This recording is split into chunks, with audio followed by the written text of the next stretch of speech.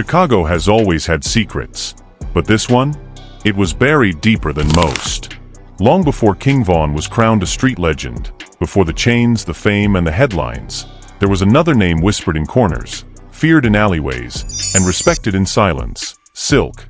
But for years, nobody dared to speak his name out loud. Not in the barbershops. Not in the block parties. Not even in the lyrics of the hardest rappers out of O'Block. It was like he never existed, until Von blew up, and the past came crawling back with a vengeance. Now fans are shocked as new stories surface about King Von's father. Not the quiet ghost the media painted, but a real street demon, one who had his own legacy, his own enemies, and his own unfinished business. Why did the city go quiet about him? What happened in the shadows before Von ever picked up a mic? And who's still trying to keep the truth hidden? This ain't just a backstory. It's a legacy laced in blood, loyalty, and betrayal. And once you hear the name Silk, you'll never hear King Von's story the same way again. Stay tuned. The streets are talking now. Chicago has always had legends. Some are made in music. Others? In the streets. But what happens when both worlds collide? Not once, but twice, across generations. This is the story the streets tried to bury. The name that never made it to the headlines, until it was too late. Before King Von became a legend, his father, Silk, was already one. But his legend didn't come with plaques or interviews. It came with fear, silence, and blood. And just like his son, Silk's story ended in the same way it began, on the edge of war. Back in the late 80s and early 90s, before drill music, before Chief Keef, before social media ever knew what Chicago was really like, there was Walter "Silk" Bennett. He wasn't just another hustler on the block. No, Silk was different. He had power, influence, and most importantly, respect. The kind of respect that made rivals cross the street when they saw him coming. The kind of fear that made even the wildest hitters pause before saying his name. They called him Silk because he moved smooth, quiet, calculated, but deadly. He wasn't loud, he wasn't flashy. He didn't post up with stacks of cash or film himself throwing signs. He didn't need to. Silk's reputation spoke louder than any flex on the gram ever could. He ran with real street generals, and while his name wasn't in rap songs, it was burned into the memories of everyone who survived that era. But here's where the twist begins. Nobody really knew who Silk was connected to until King Von rose up. When Von hit the scene, people started putting two and two together. The attitude, the confidence, the fearlessness, the silence behind his stare. He didn't just act like a street legend, he inherited it. And the crazy part? Von didn't even grow up with Silk fully in his life. By the time Von was old enough to understand the game, Silk was already gone. Murdered. Taken out. Erased. And the streets? They didn't speak on it. It was like it never happened. But it did.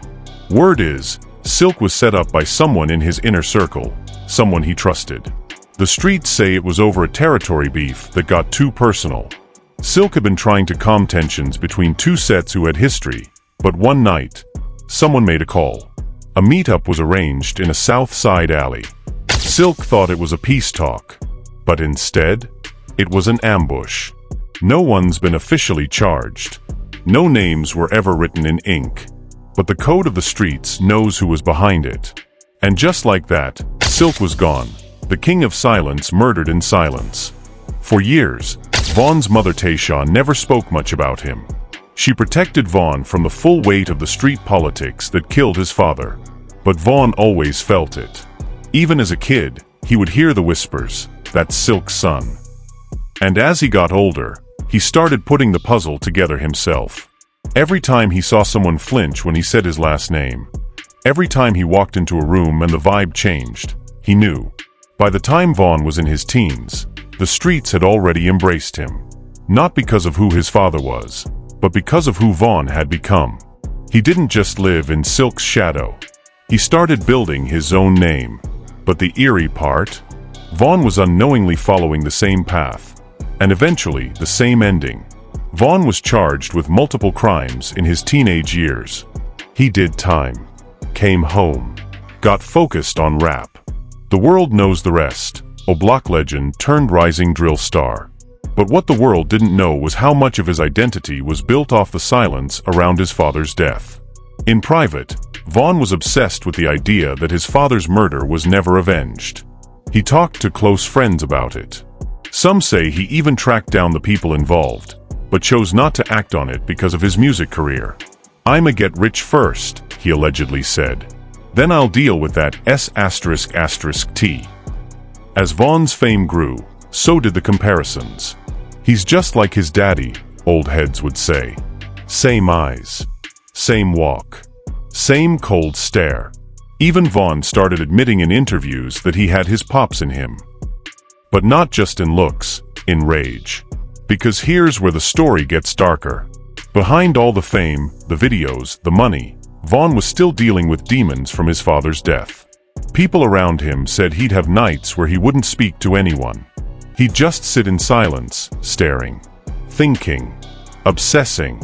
"My pops died real," he once told a friend. "So if I die, it gotta be real too." November 6th, 2020, the night King Von was murdered in Atlanta. The world saw it play out in security footage. Von stepping into a fight with rapper Quando Rondo, punches flying, shots ringing out, chaos. In the end, Von lay dying in the street, just like his father did decades earlier. And guess what? Just like with Silk, the streets went silent again. People spoke, sure. There were tributes, RIP posts, songs. But when it came to why Vaughn was really out there, what had really gone down behind the scenes, people zipped their lips. Because they knew. Vaughn's death wasn't just about a rap beef. It wasn't just a fight gone wrong. Some say it was karma catching up. Others say it was the unfinished business of Silk's murder finally closing the loop. One of Vaughn's cousins, who remains anonymous, revealed after his death. Vaughn used to say if he died, it wouldn't be no accident. He said he felt like he was walking his father's path step by step. Now think about that for a second. A man dies in the streets decades ago, his murder unsolved, unspoken. His son grows up, becomes famous, walks into the same danger, and meets the same ending. That's not a coincidence. That's fate, dark, twisted, and written in blood. But the story doesn't end there. Because after Vaughn's death, the streets started whispering again. Old heads who hadn't said Silk's name in years began talking. Some out of respect. Some out of fear. And some out of guilt. And here's where the biggest twist comes in. A close friend of Silk's, someone who vanished after his death, suddenly reappeared after Vaughn was killed. He reached out to Vaughn's family. Not publicly. Not in interviews. Privately. Quietly. Just like Silk would have done. This man claimed he had proof of who killed Silk, and even more, he said Vaughn knew. He said Vaughn had found out the truth months before he died, and that his behavior changed right after. He started acting different. More paranoid. More aggressive. Less focused on music. More focused on settling old scores. He said Vaughn was planning to go back to Chicago, not for music, not for family, but for revenge. And then he died. Which leaves us with a chilling thought. Did Vaughn die because of a rap beef? Or because he was getting too close to the truth about his father's murder? Because now, with both Silk and Vaughn gone, the story feels too perfectly tragic. Like a cursed bloodline of silence, betrayal, and street justice that no one's willing to break, even now. This ain't just about King Vaughn anymore. This is about a legacy that started before he was born. A story written in shadows. A city that stayed quiet for too long. And a name, Silk, that's finally being spoken again. The night after King Vaughn's murder, something changed in Chicago. It wasn't just grief. It wasn't just heartbreak. It was like the air itself got colder. The city didn't just lose another rapper. It lost a connection to a legend that had been erased for years. And now, for the first time in decades, the name Silk was back in people's mouths. But not in a way that brought closure. In a way that stirred fear. See, back in the 90s, when Silk was alive, there were rules in the streets. Unspoken laws. Respect for OGs. But Silk was one of the few who didn't just follow the code, he was the code. His word held weight. His presence calmed wars.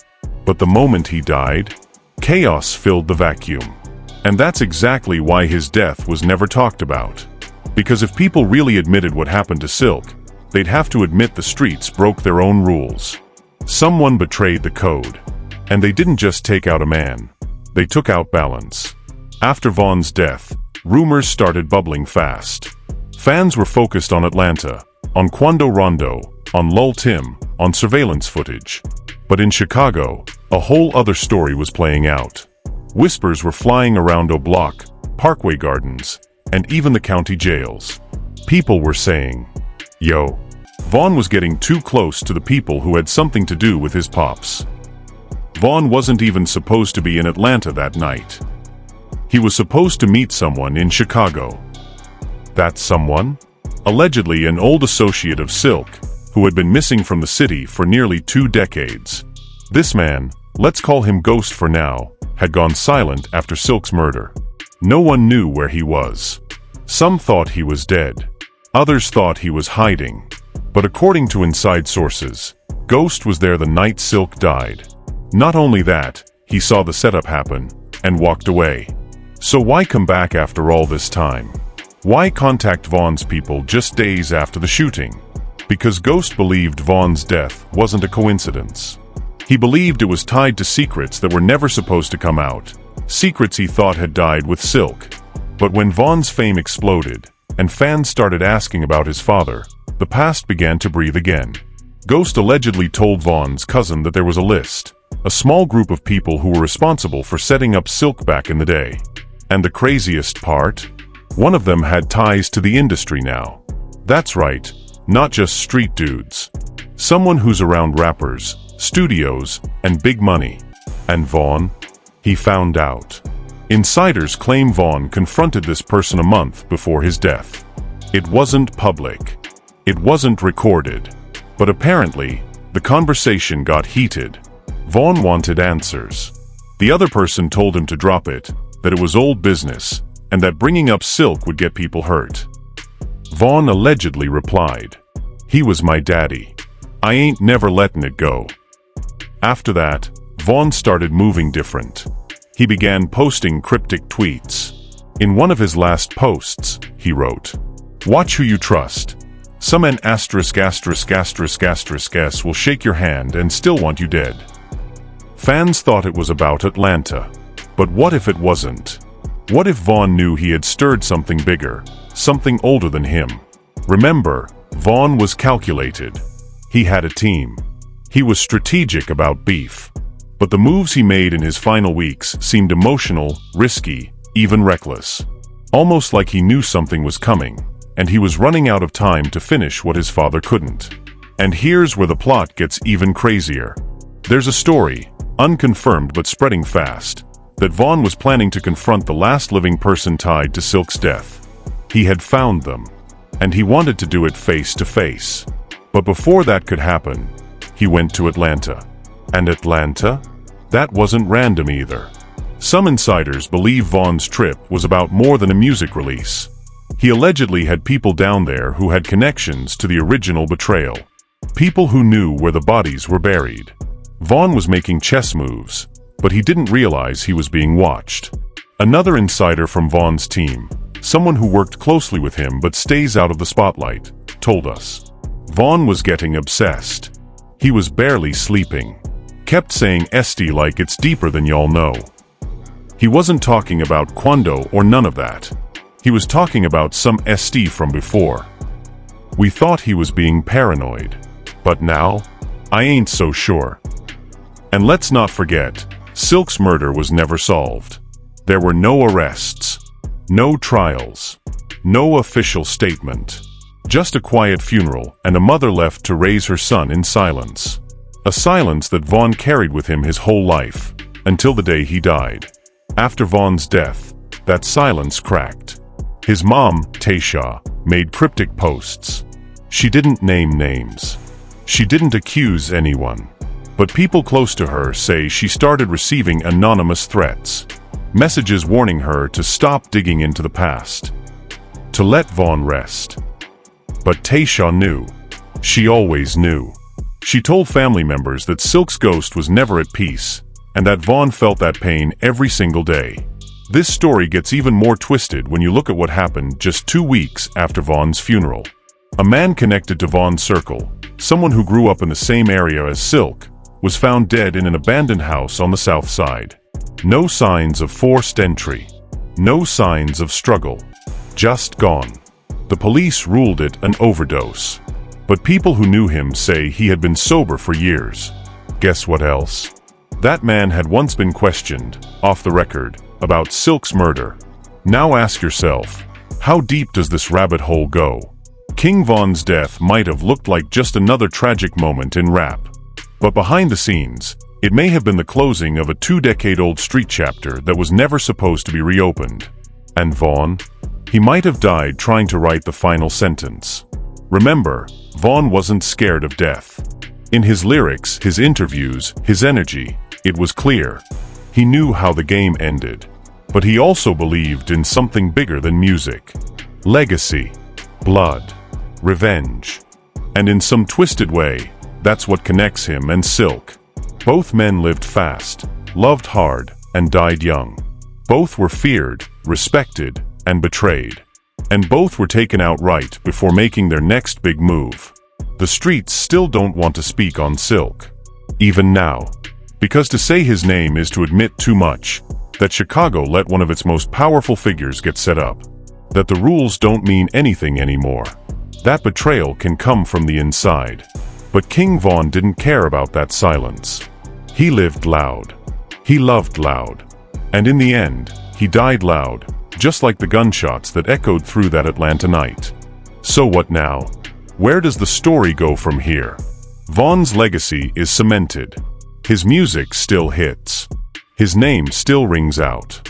But the unfinished story of Silk, the ghost who raised a demon, is still alive in whispers, in locked-up memories, in old heads who sip quietly and pretend they forgot.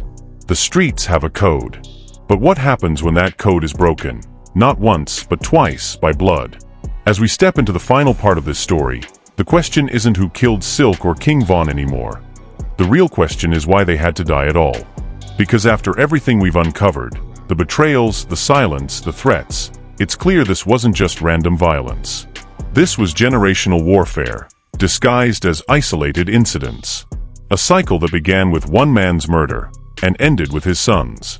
And now, for the first time, that cycle might finally break. Let's rewind to the days following King Vaughn's funeral. Chicago was still reeling. Fans were emotional. The city was divided. Some blamed Quando Rondo. Some blamed Vaughn's temper. Others whispered, he was walking the same path his father did. He couldn't escape it. But behind closed doors, Vaughn's team was in shock for a very different reason. Remember Ghost? The man who surfaced after nearly 20 years in hiding. The one who claimed to know the truth about Silk's murder? Well, he vanished again. Disconnected his number. Left no trace. People close to Vaughn say he was supposed to meet with someone from Vaughn's camp again, but never showed. And then, just like that, a document leaked. It wasn't an official police report. It wasn't a confession. But it was something real. A letter. Handwritten. Dated 2003. It was signed by someone who claimed to have been forced to stay quiet after Silk's murder. The letter described the night Silk was set up, a meeting arranged under false pretenses, a backdoor betrayal involving money, turf, and a woman who played both sides. One line in the letter stood out like a bullet. Silk never saw it coming, but he should have. The ones closest to him pulled the trigger. That one sentence rocked the streets. Because if true, it meant Silk wasn't killed by his enemies, he was killed by his brothers. And Vaughn? He died chasing that same truth. Sources say Vaughn had read this letter just weeks before his Atlanta trip. That's why he wasn't sleeping. That's why he was moving like a man with something to prove. One of his closest friends revealed. He told me, I gotta finish what he started. I asked him what he meant. He just said, it's already written. Vaughn believed his father's death was part of something bigger, and he believed it was his duty to expose it. Not through interviews. Not through songs, but through action. He didn't want revenge for clout. He wanted justice, in the only way he understood it. But someone didn't want that truth to come out. And that brings us back to Atlanta. Because while the media focused on Quando Rondo and Lul Tim, few people noticed what happened the day before Vaughn was shot.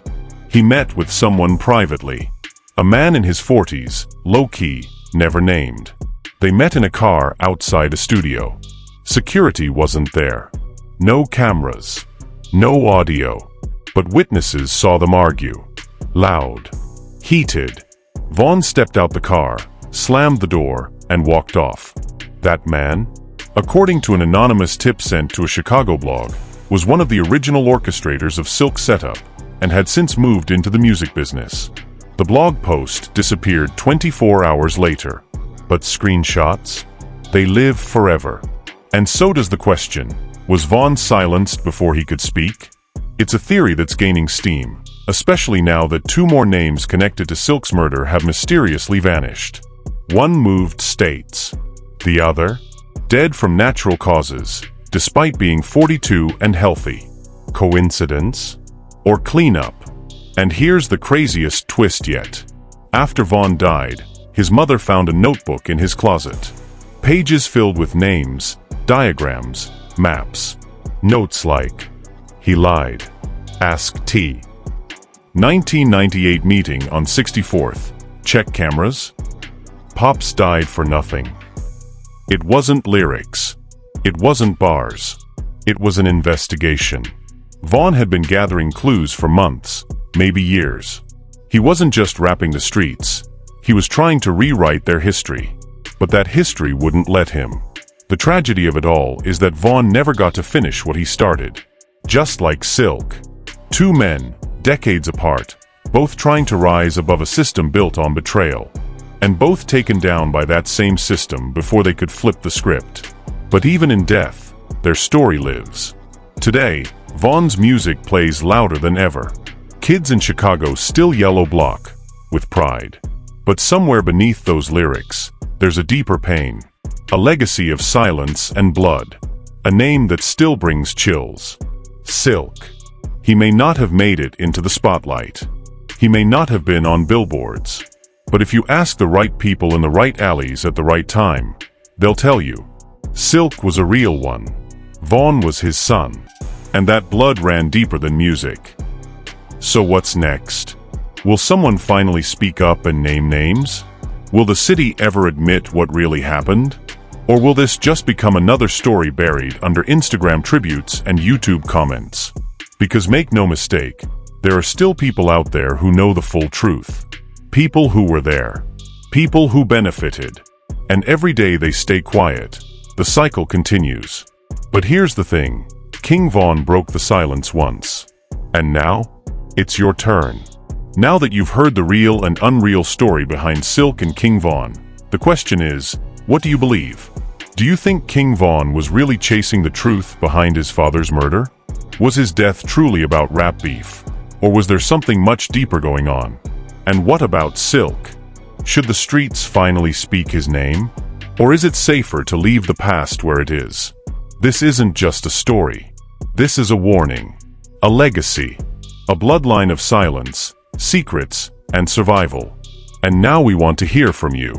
Drop a comment below and tell us, Fire was Vaughn walking in his father's footsteps, or rewriting his own path?